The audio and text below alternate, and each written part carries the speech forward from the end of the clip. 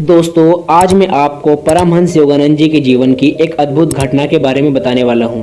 परमहंस योगानंद जी अपनी किताब autobiography of ए योगी में लिखते हैं, कल रात एक सभा में मैंने एक योगी को जमीन से कई फुट ऊपर हवा में ठहरते हुए देखा। मेरा मित्र उपेंद्र मोहन चौधरी बड़े ही प्रभावशाली ढंग से बोल रहा था। मैंने उत्साहपूर्ण मुस्कान के साथ कहा, शायद मैं उनका नाम बता सकता हूँ। कहीं वे अपर सकर्यूलर रोड के भादुड़ी महाशय तो नहीं है? उपेंद्र ने स्वीकृति में सिर हिलाया। यह बात मुझे पहले से ही ज्ञात है। यह देखकर उपेंद्र का चेहरा थोड़ा उतर गया। संतों के बारे में मेरी जिज्ञासा से मेरे मित्र सभी भलीभांति परिचित थे। कोई नई जानकारी मिलते ही मुझे उनके पीछे लगा देने में उन्हें बड़ा आनंद आता था। ये योगी महाराज मेरे घर के इतने निकट रहते हैं कि मैं प्राय उनसे मिलने जाता हूँ। मेरे इस कथन से उपेंद्र के चेहरे पर उत्सुकता के भाव उमड़ते देख मैंने उसे और भी बातें बताना शुरू किया। उनके कई कमाल मैंने देखे हैं। पतंजलि प्रणीत प्राचीन अष्टांग योग के विभिन्न प्राणायाम विधियों में से वे निष्णात हैं। एक बार भादुड़ी महाशय ने मेरे सामने भस्त्रिका प्राणायाम इतनी जोर से किया कि लगता था मानो उस कमरे में सचमुच का तूफान आ गया हो। फिर उन्होंने गर्जन करते श्वासोच्छ्वास को बंद कर दिया और वे अति चेतना की एक उच्च अवस्था में निश्चल बैठे रहे। तूफान के बाद शांति का वातावरण इतना प्रभावपूर्ण था कि उसे कभी भुलाया नहीं जा सकता। मैंने सुना है कि वे कभी घर से बाहर नहीं निकलते। उपेंद्र के स्वर में कुछ अविश्वसनीयता झलक रही थी। वास्तव में यह सच है। विगत 20 वर्षों में वे घर के भीतर ही रहते आए हैं।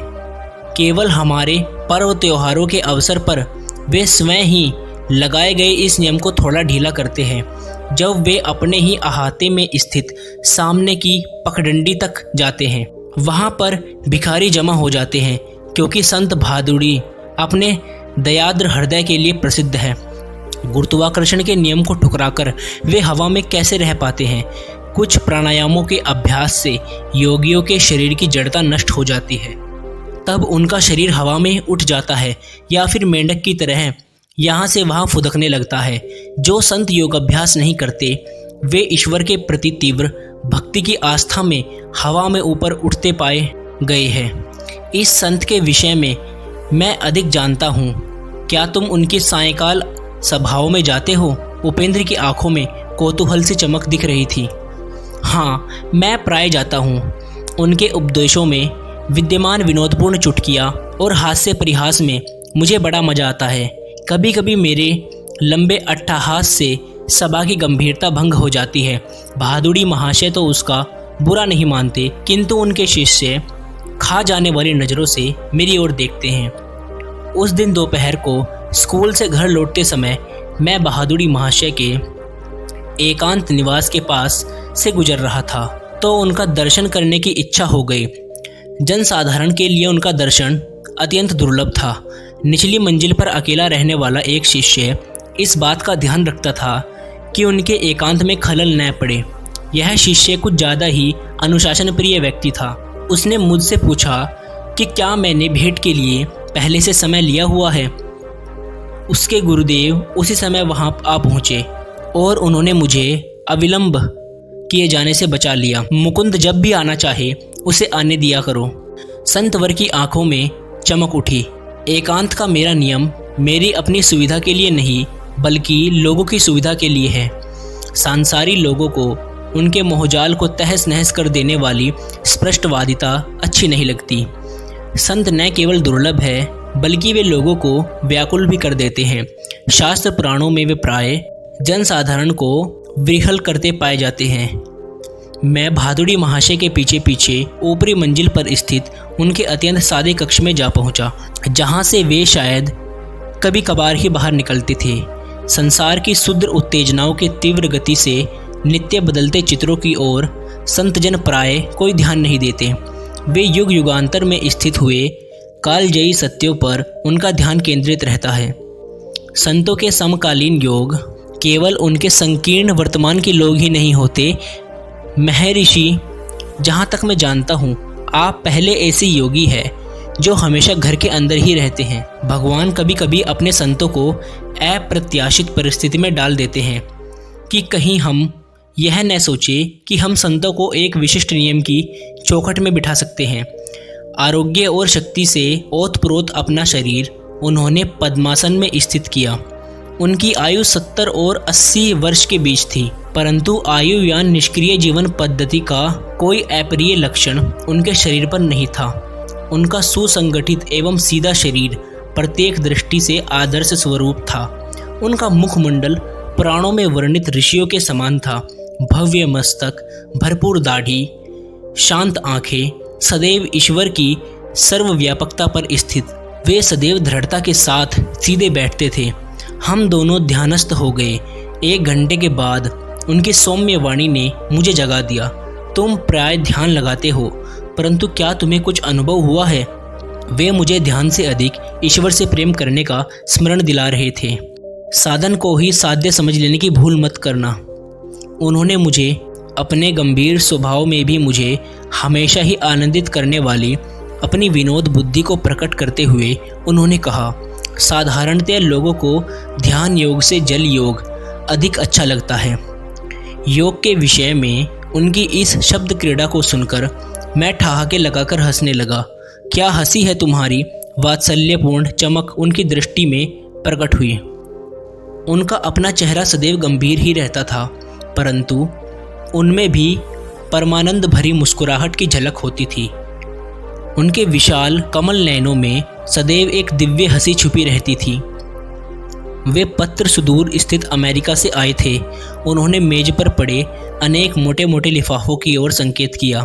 वहाँ की कुछ सोसाइटियों के साथ जिनके सदस्य योग शास्त्र में रुचि रखते हैं मैं पत्र व्यवहार करता हूँ। वे कोलंबस से बाहर दिशा ज्ञान के साथ भारत की नए सिरे से खोज कर रहे हैं। उनकी सहायता करने में मुझे खुशी होती है। दिन के उजाले की तरह योग शास्त्र का ज्ञान भी उन सब के लिए है जो इसे प्राप्त करने के इच्छुक है, जिसे मानव की मुक्ति के लिए ऋषियों ने अनिवार्य समझा है। उसे पाश्चात्य लोगों के लिए हल्का करने की आवश्यकता नहीं है।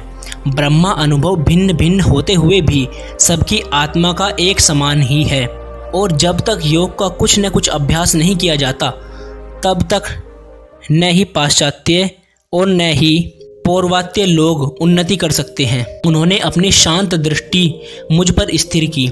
मेरी समझ में तब तक नहीं आया कि उनके वक्तव्य में भविष्यपूर्ण युक्त मार्गदर्शन छिपा हुआ था। वह तो केवल अब जब मैं शब्द लिख रहा हूँ उनके द्वारा प्राय दिए गए संकेतों का पूर्ण अर्थ मेरी समझ में आ रहा है कि मैं किसी दिन भारत की शिक्षाओं को अमेरिका ले जाऊंगा। महर्षि, मैं चाहता हूं कि आप जगत के कल्याण के लिए योग शास्त्र पर एक पुस्तक लिखें। मैं शिष्यों को तैयार कर रहा हूं। वे स्वयं और उनके शिष्यों की श्रृंखला जीवंत पुस्तकों का काम करेंगी, जो समय के स्वाभाविक क्षय और टीकाकारों की अस्वाभाविक टीकाओं से अछूते रहेंगे। संध्याकालीन और उनके शिष्यों के आने तक मैं अकेला ही उनके साथ रहा।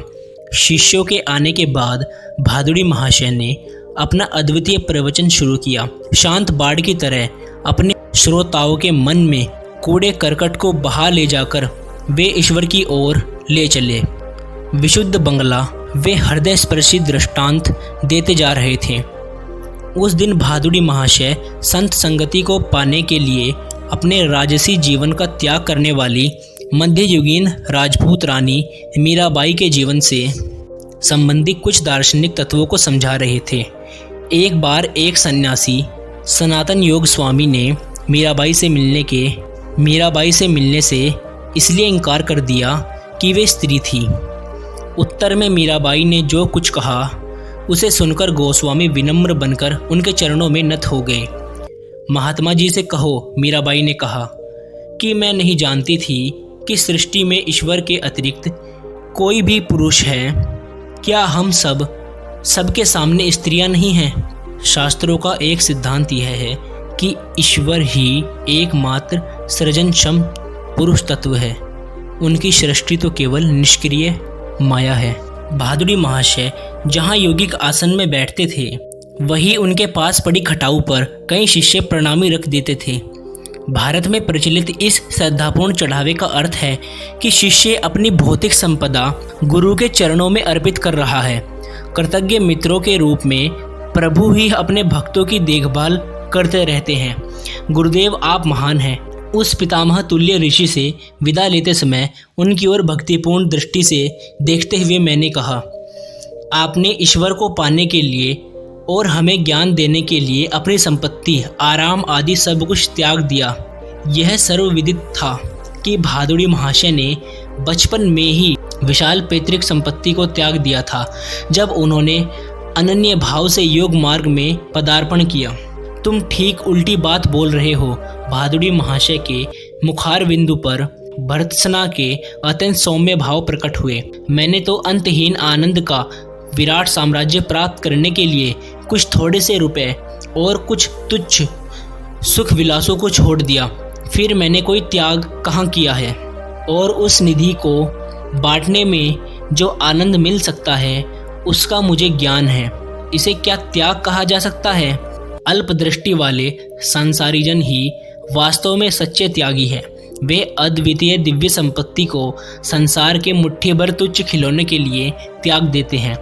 त्याग की इस लोक विरुद्ध व्याख्या को सुनकर मेरी हंसी छूट गई, जिसमें किसी भी भिक्षुक संत को तो कुबेर का मुकुट पहनाया जाता है और धन गर्भित करोड़पतियों को अनभिज्ञ शहीद बना दिया जाता है। विधि का विधान हमारे भविष्य की योजना किसी भी बीमा कंपनी से अच्छी तरह बनाता है। उनके लिए निष्कर्मात्मक शब्द उनकी अपनी श्रद्धा का अनुभव सिद्धि धर्म था। आज संसार ब्रह्मा में ही विश्वास करने वाले बेचैन लोगों से भरा हुआ है। उनके कटु विचार उनके ललाट पर अंकित घाव चिन्हों के समान है। जिसने हमारे प्रथम श्वास के साथ ही हमारे लिए हवा और दूध की व्यवस्था कर दी, वह भगवान अपने भक्तों की दिन प्रतिदिन की व्यवस्था करना भी जानता है। स्कूल की छुट्टी होते ही इन संत के दर्शन द्वारा तीर्थ यात्रा करने का क्रम मैंने जारी रखा। आंतरिक उत्साह के साथ वे अनुभव लाभ में मेरी सहायता करते रहे। एक दिन वे मेरे घर से दूर राम मोहन राय रोड पर रहने के लिए चल गए। उनके श्रद्धालु शिष्य ने उनके लिए वहाँ नागेंद्र मठ नाम से एक नया आश्रम बना दिया। यहाँ मेरी कहानी अचानक कई वर्षों आगे निकल जाती है। फिर भी भादुड़ी महाशय के मुझसे कहे गए अंतिम शब्दों का उल्लेख मैं यहाँ करना चाहता हूँ। पश्चिम की ओर प्रस्थान करने से कुछ पहले